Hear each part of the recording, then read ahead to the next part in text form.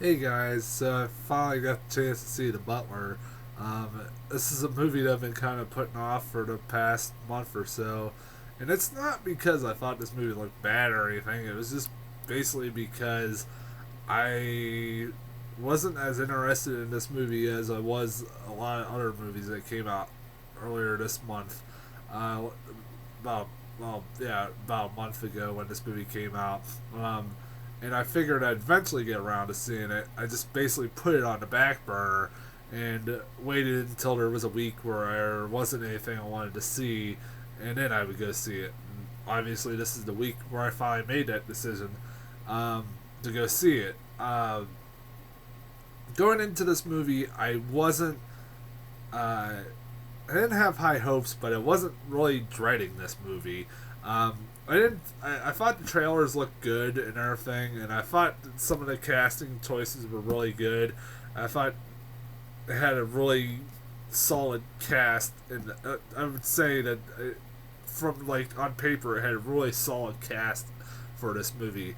One thing that did distract me though from this movie was that every time I saw the trailer, I kind of always laughed my ass off, and that was because of some of the casting choices they made, particularly the choices they made for the president of the United States.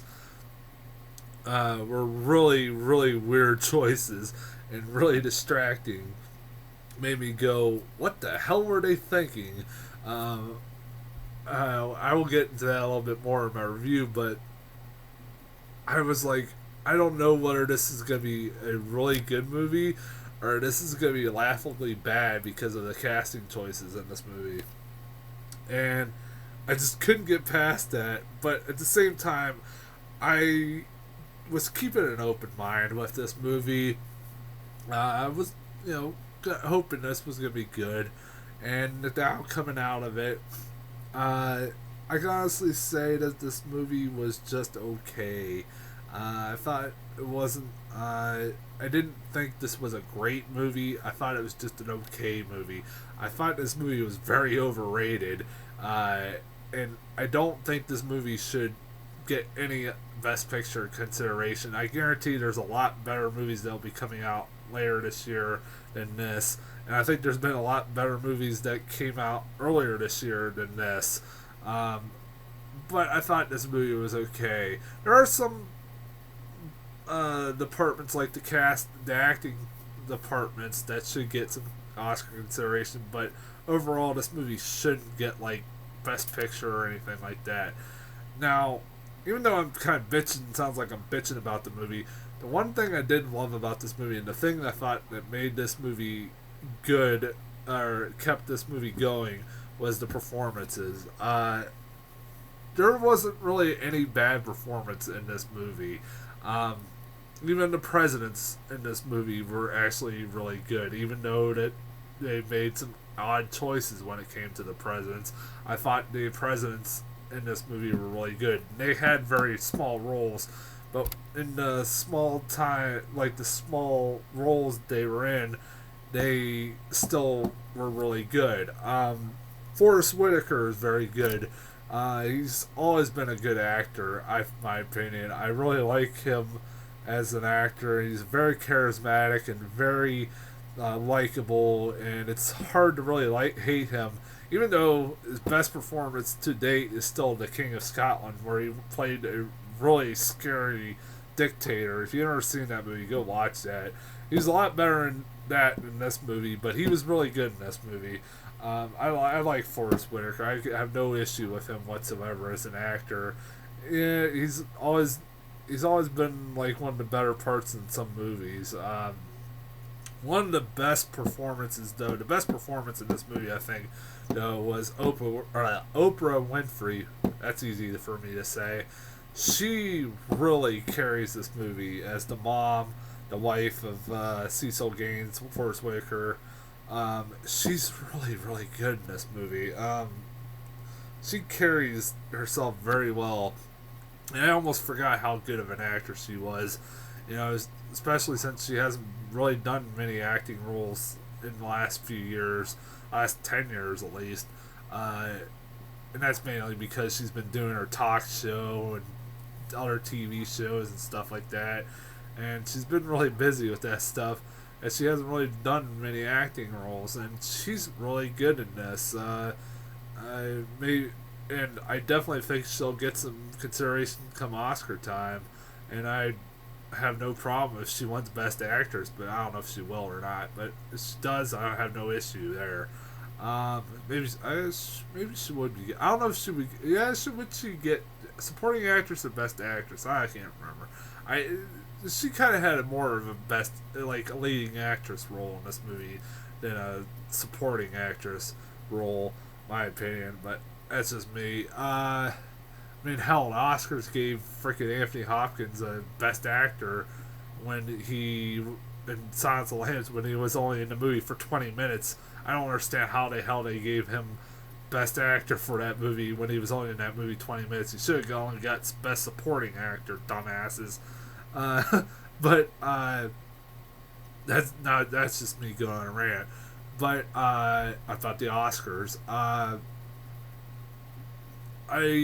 like the son in this movie also, an older son who was like going off and trying to at first become a freedom rider, Martin Luther King, and then he became a Black Panther. And I like the kind of like the storyline there with the son and the conflict with his dad. I kind of like that, and showing the stuff that he basically was going for history with, like the stuff he was going for all the civil rights movement stuff and everything else, and then he eventually the son ends up becoming a senator. I don't know whether this guy's a real, he really did become a senator. I know Cecil Gaines is a real person. I don't know if his son really did become a senator, but if he did, that's kind of cool. I did like some of the people that played the presidents, even though they didn't look anything like their counterparts whatsoever. There's only two people that they actually did make look like their counterparts, which were Liev Schreiber as Lyndon B. Johnson and Alan Rickman as Ronald Reagan.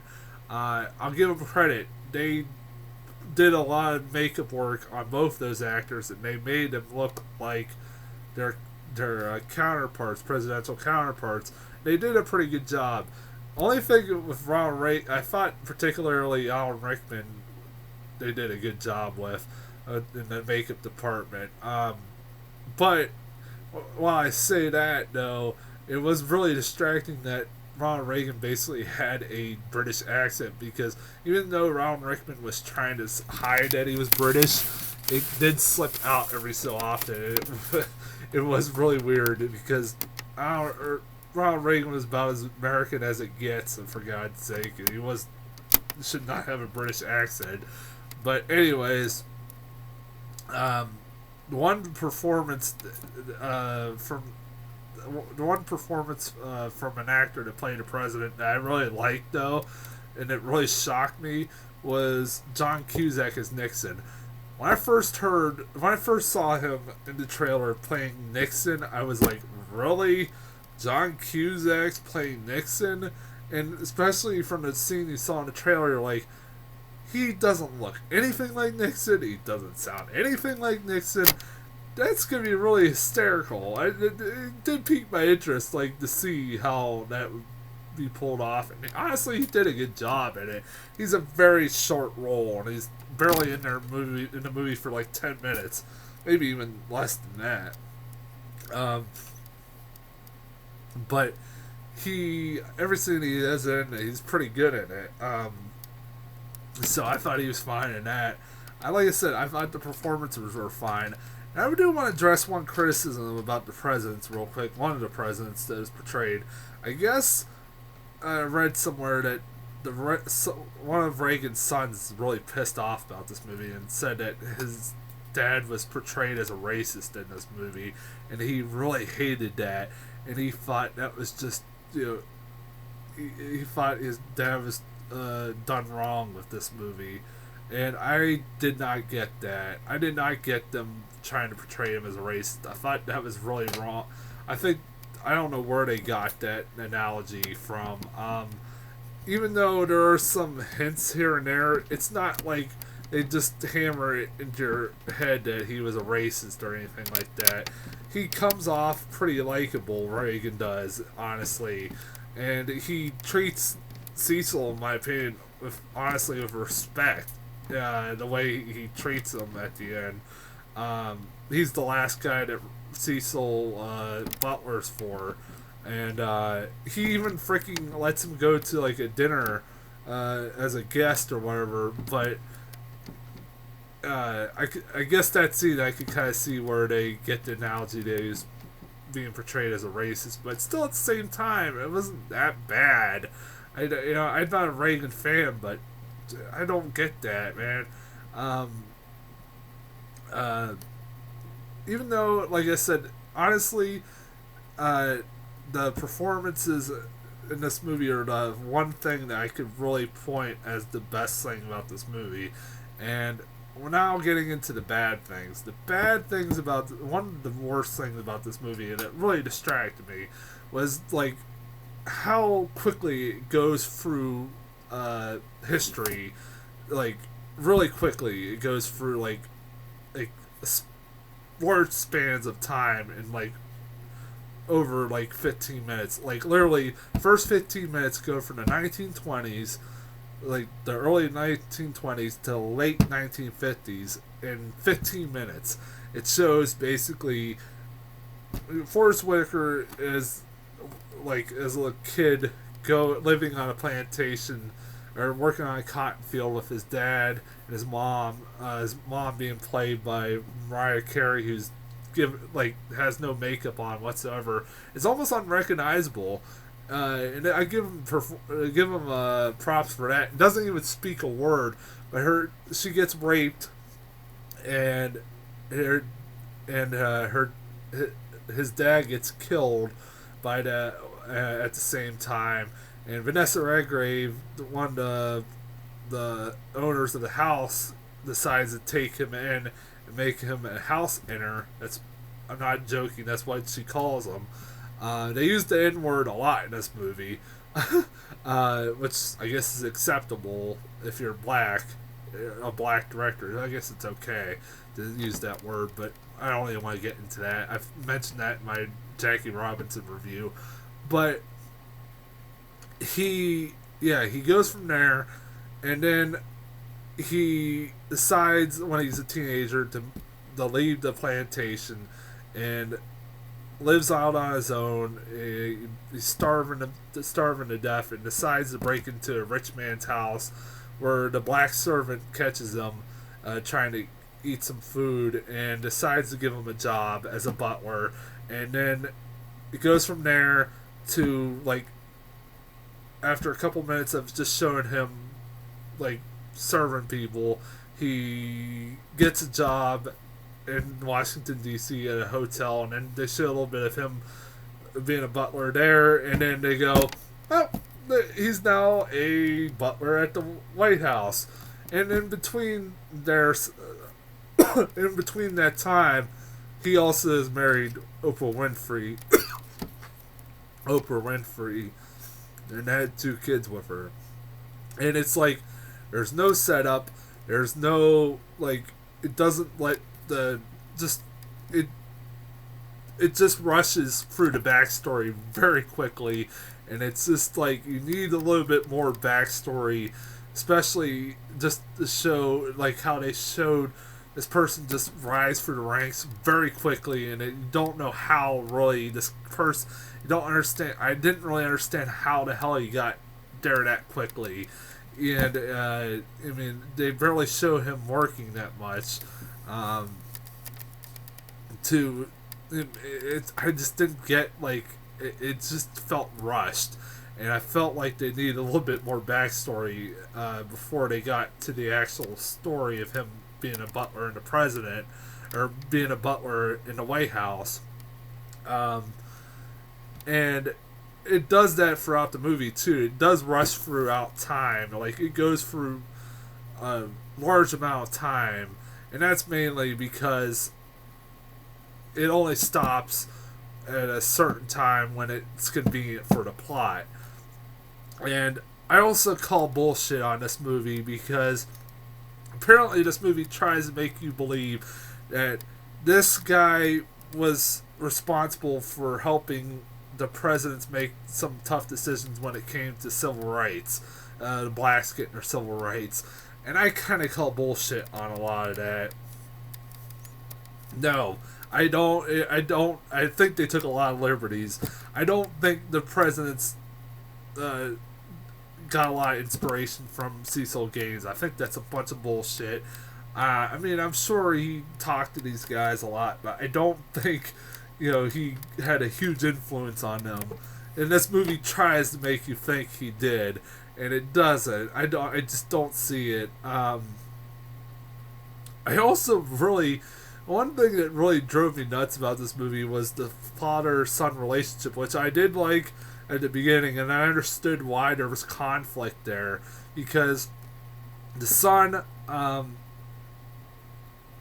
basically, Forrest Whitaker is a guy who has accepted his role in life as serving white people, and his son decides he doesn't like that, and he doesn't want to be that when he grows up, so he goes to college at Alabama, which his father pays for, and he basically blows away his college tuition, and joins up with freedom riders, and joins up with Martin Luther King, people like Martin Luther King, and tries to protest segregation and everything else, and is involved in like famous events like the time where the blacks were going into that little ice cream diner and getting ice cream thrown on them by whites when they were trying to sit at the white people counter, the white person's counter, and I mean that's a real event. It actually did happen. I've actually had that in my textbooks. It was kind of like, I remember seeing that pictures of that scene. It actually did really happen. It's really it also and I can understand why there's tension between the son, Forrest Whitaker, and the son, because he basically blew away his dad's money, and his dad thinks he's kind of ungrateful, and I can understand that. But, and then he kind of joins the Black Panther Party, and it makes his dad hate him even more, and like his dad goes like 10 years without talking to his son, which is a little ridiculous, but I can kind of understand. But towards the end, the son decides to leave the Black Panther Party and goes back to get his master's and goes into political science. While at the same time, his other brother gets killed in Vietnam, and apparently, his son didn't go to the funeral. The older son that's going for political science didn't go to the funeral, and because of that, Forrest Whitaker hates him even more and won't talk to him for like 7-10 more years. And I'm like, really, dude? Get over it. He's trying to make himself a better life, and he ends up becoming like, I guess, a senator or something like that, and that's pretty cool. And still he doesn't want to talk to him. And it's kind of ridiculous. Like, get over yourself. And then you find out, to make it even freaking worse, Oprah reveals to him that he did in fact come over to see her when the brother died in Vietnam. And I was like, you didn't bother to tell him in the first place that happened? If you would have told him that, maybe he wouldn't be mad at your son, dumbass. And like, I didn't get why there was father-son tension. It was like, it was just the carry to make the movie go longer, and it dragged on. This movie did drag on, and it felt long. It's only 2 hours and 12 minutes, but it did drag on. I thought that was really stupid. It started, the whole father-son relationship started to lose me towards the end. I like how it just basically goes right over to Carter years. I remember, like, I saw all the people who were casted as presidents. I'm like, is there a Carter in here? No, there isn't. They just basically go over, just show random footage of like the Carter years, and that's it. I mean, it's like, I guess nothing really important happened then with Cecil Gaines, so fuck it. I also like that there's just honestly, this is gonna probably get me a lot of crap, but honestly, the best way I can describe this movie, and I think this is true, I heard somebody else say this too, and this movie is basically the Forrest Gump for black people. I'm not joking, because like, just conveniently, this guy and his family are in the middle of like some of the most historical events, and it's kind of like Forrest Gump. But Forrest Gump, I thought, handled it a hell lot better, and it was a lot better than this movie. I know Forrest Gump is a lot of crap, but it's one of probably my favorite movie of all time. I know people will argue me on that, but I love Forrest Gump. Screw you guys if you don't like it. I know there's people that, like, some reason don't like it nowadays, but I do. But this is the black version of Forrest Gump. I'm not joking. I'm trying not to go into more. I'm sort of forgetting something else. I could go on about this movie forever, but I don't want to bore you any longer.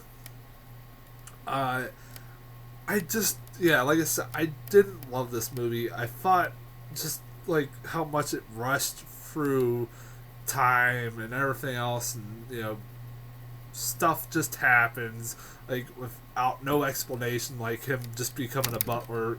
Like, it just happens very abruptly. Everything just happens. Like, that's the way I can describe this movie. Stuff just happens abruptly with no explanation whatsoever, and you're just supposed to just take it as it goes, and take it as it happens, and just go from there.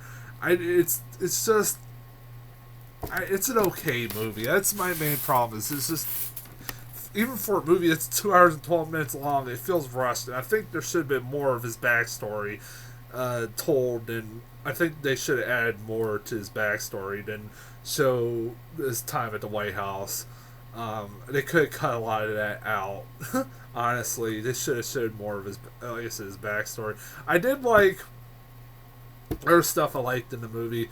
I did like the ending where he finally got to meet Barack Obama when he became president. At the end, he meets Barack Obama, and I'm sure that was a really cool moment for the real Cecil Gaines when Barack Obama got nominated or won presidency.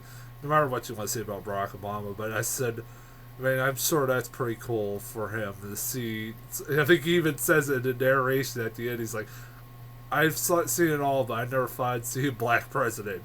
That's kind of true, man. I never thought I'd see that either, but yeah, it's kind of cool to see what, that stuff happened. But again, I just thought this movie was okay. I think this movie's a rental. I'm sure people have seen it already, but this is my opinion. If you want to see it, you can go see it. I mean, I think this movie's just a rental. I think it's not worth the ticket price. I don't at all. There's a lot better out there. It's not, like I said, it's not a bad movie, and the performances carry this movie. But there's some really weird, stupid stuff in this movie.